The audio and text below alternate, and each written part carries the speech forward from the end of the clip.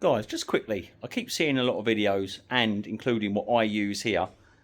We use these Automotech wheel balancer tyre machine. But have a quick look at this. Couple of years old.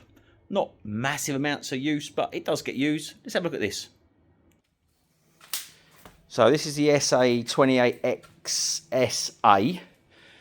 And I noticed that this arm kept... It didn't want to stay on the wheel. It would literally, as you tyre levered it down, it would slightly move down. And I kept looking at it thinking, all right, maybe it's this or the mechanism in here. We've had this apart. This doesn't move. So we had a wheel on it earlier. And I noticed this whole arm was moving. So I thought, oh, that's all right. Maybe we just need to tighten this up. But this was tight.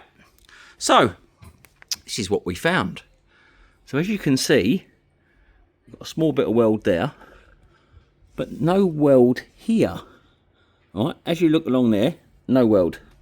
When you look around this side, it's welded up there and along there. But can you see it?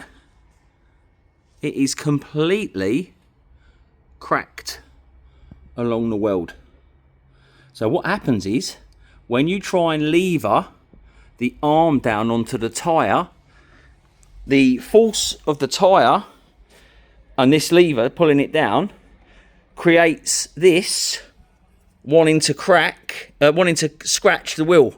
So if you notice that this machine has started trying to scratch wheels, lever this down onto the wheel so you can see the gap in here. If this starts to move, check these welds, because this is cracked. No weld at all on this side, all on one side, but it is cracked all the way along the weld.